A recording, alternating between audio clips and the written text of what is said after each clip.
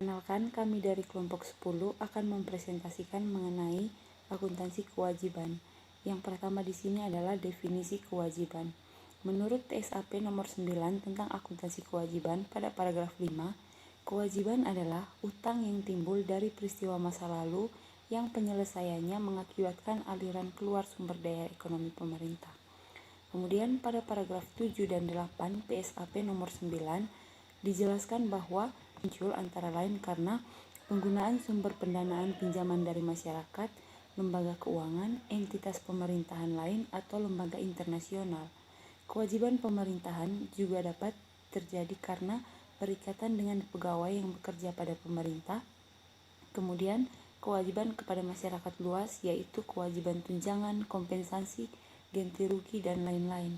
Selanjutnya adalah klasifikasi kewajiban berdasarkan modul sistem akuntansi pemerintah daerah yang diterbitkan oleh Direktorat Jenderal Keuangan Daerah pada tahun 2014. Kewajiban dikategorikan berdasarkan waktu jatuh tempo penyelesaiannya, yaitu kewajiban jangka pendek dan kewajiban jangka panjang. Kewajiban jangka pendek adalah kewajiban yang pada saat pembayarannya diharapkan dibayar dalam waktu 12 bulan setelah tanggal pelaporan. Sementara kewajiban jangka panjang adalah kewajiban yang diharapkan waktu pembayarannya adalah lebih dari 1 tahun, lebih dari 12 bulan. Pada contoh format neraca pemerintah provinsi, kabupaten, garing kota, diilustrasi lampiran 2.02 PSAP 01.b dan PSAP 01 dan Peraturan Pemerintah Nomor 71 Tahun 2010 dicantumkan akun-akun yang termasuk kewajiban jangka pendek, yaitu yang pertama utang perhitungan pihak ketiga, yang berikut utang bunga, yang berikut bagian lancar utang dalam negeri, kemudian yang keempat lancar utang dalam negeri pemerintah daerah lainnya, yang kelima bagian lancar utang dalam negeri lembaga keuangan, yang keenam bagian lancar utang dalam negeri lembaga keuangan bukan bank, kemudian yang ketujuh bagian lancar utang dalam negeri obligasi, kemudian yang kedelapan bagian lancar utang jangka panjang lainnya, kemudian yang kesembilan utang jangka pendek lainnya.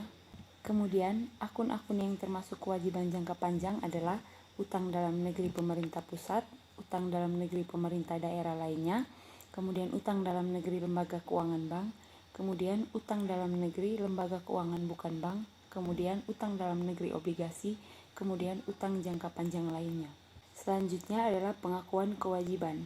Pada Peraturan Pemerintah Nomor 71 Tahun 2010 tentang kerangka konseptual akuntansi pemerintahan, pada paragraf 87 menyatakan bahwa kewajiban diakui pada saat dana pinjaman diterima atau pada saat kewajiban itu timbul. Nah, pada paragraf 22 PSAP nomor 9, kewajiban dapat timbul dari yang pertama itu transaksi dengan pertukaran, kemudian transaksi tanpa pertukaran, kemudian kejadian yang berkaitan dengan pemerintah, kemudian kejadian yang diakui pemerintah. Selanjutnya adalah pengukuran kewajiban.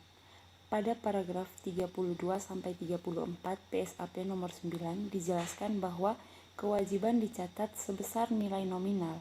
Kewajiban dalam mata uang asing dijabarkan dan dinyatakan dalam mata uang rupiah. Penjabaran mata uang asing atas kewajiban mencerminkan nilai kewajiban pemerintah pada saat pertama kali transaksi berlangsung, seperti nilai yang tertera pada lembar surat utang pemerintah. Berikut adalah penerapan nilai nominal untuk masing-masing pos kewajiban pada laporan keuangan seperti yang dijelaskan dalam PSAP nomor 9 paragraf 35 sampai dengan 55. Yang pertama itu utang pihak ketiga. Pada saat pemerintah menerima hak atas barang, termasuk barang dalam perjalanan yang telah menjadi haknya, pemerintah harus mengakui kewajiban atas jumlahnya yang belum dibayarkan untuk barang tersebut. Jumlah kewajiban yang disebabkan transaksi antar unit pemerintahan harus dipisahkan dengan kewajiban kepada unit non-pemerintahan. Yang kedua itu utang transfer. Utang transfer adalah kewajiban suatu entitas pelaporan untuk melakukan pembayaran kepada entitas lain sebagai akibat ketentuan perundang-undangan. Utang transfer diakui dan dinilai sesuai dengan peraturan yang berlaku. Yang ketiga adalah utang bunga. Utang bunga telah terjadi dan belum dibayar. Bunga yang dimaksud dapat berasal dari utang pemerintah, baik dari dalam maupun dari luar negeri. Utang bunga atas utang pemerintah yang belum dibayar harus diakui pada setiap akhir periode pelaporan sebagai bagian dari kewajiban yang berkaitan. Yang berikut adalah utang perhitungan pihak ketiga. Pada akhir periode pelaporan, saldo pungutan atau potongan berupa perhitungan pihak ketiga atau PFK yang belum disetorkan kepada pihak lain harus dicatat pada laporan keuangan besar jumlah yang masih harus disetorkan. Kemudian yang kelima, bagian lancar utang jangka panjang. Nah, nilai yang dicantumkan dalam laporan keuangan untuk bagian lancar utang jangka panjang ini adalah jumlah yang akan jatuh tempo dalam waktu 12 bulan setelah tanggal pelaporan. Yang keenam, kewajiban lancar lainnya. Kewajiban lancar lainnya merupakan kewajiban lancar yang tidak termasuk dalam kategori yang ada. Termasuk dalam kewajiban lancar lainnya tersebut adalah biaya yang masih harus dibayar pada saat pelaporan keuangan tersebut. Pengukuran untuk masing-masing komponen atau item disesuaikan dengan karakteristik masing-masing pos tersebut. Yang ketujuh, utang pemerintah yang tidak diperjualbelikan. Nilai nominal atas utang pemerintah yang tidak diperjualbelikan merupakan kewajiban entitas kepada pemberi utang sebesar pokok utang dan bunga sesuai yang diatur dalam kontrak perjanjian dan belum diselesaikan pada tanggal pelaporan. Kemudian yang berikut, utang pemerintah yang dapat diperjualbelikan. Jenis sekuritas utang pemerintah harus dinilai sebesar nilai pari atau original face value dengan memperhitungkan diskonto dan atau premium yang belum diamortisasi. Sekuritas utang pemerintah yang dijual sebesar nilai pari tanpa diskonto ataupun premi harus dinilai sebesar nilai pari.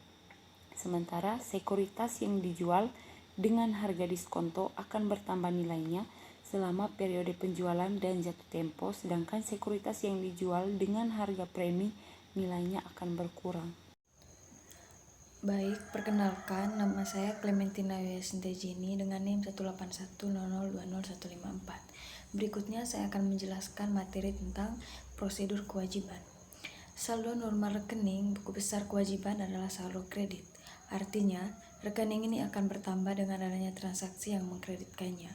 Sebaliknya, akan berkurang dengan adanya transaksi yang mendebitnya. Pencatatan akuntansi untuk kewajiban penyusunan neraca dan laporan operasional dan penyusunan LRA atau basis kas. Pencatatan untuk kewajiban diawali pada saat penerimaan kas dari pinjaman pihak ketiga. Pencatatan untuk keperluan penyusunan LRA adalah kas bertambah di sisi debit dan penerimaan pembiayaan bertambah di sebelah kredit.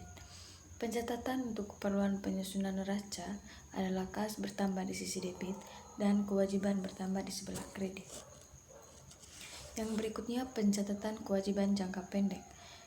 Fungsi-fungsi terkait berdasarkan Permendagri Nomor 13 Tahun 2006. Yang pertama, pejabat pengelola keuangan daerah, pengguna anggaran atau kuasa pengguna anggaran. Ketiga, bendahara pengeluaran atau pembantu bendahara pengeluaran, pejabat penata usaha keuangan SKPD, bendahara umum daerah atau kuasa bendahara umum daerah. Dokumen yang digunakan berdasarkan Permendagri Nomor 13 Tahun 2006. Yang pertama, surat perintah membayar, surat perintah pencarian dana, bukti transfer atau penyetujuan atas PFK, laporan posisi utang jangka panjang, buku besar pembantu. Sedangkan pencatatan akuntansinya, kewajiban kepada pihak ketiga, kewajiban transfer, utang bunga, bagian lancar utang jangka panjang, dan yang terakhir utang perhitungan pihak ketiga. Baik, perkenalkan, nama saya Gloria Aprilia Damanuna dengan NIM 18100200185. Nah, di sini saya akan menjelaskan materi tentang pencatatan kewajiban jangka panjang. Nah, fungsi-fungsi terkait ada 4. Yang pertama, pejabat pengelola keuangan daerah, bendahara pengeluaran atau pembantu bendahara pengeluaran, pejabat penata usaha keuangan atau SKPD, bendahara umum daerah atau kuasa bendahara umum daerah. Adapun dokumen yang digunakan, yang pertama surat perintah membayar atau SPM, surat perintah pencairan dana atau SP2D, laporan posisi utang jangka panjang, buku besar, dan buku besar pembantu. Nah, untuk pencatatan akuntansi ada kewajiban kepada pihak ketiga. Utang kepada pihak ketiga ini merupakan bagian utang jangka panjang yang akan jatuh tempo dan akan dibayar dalam waktu lebih dari 12 bulan setelah tanggal neraca. Next, pengungkapan kewajiban.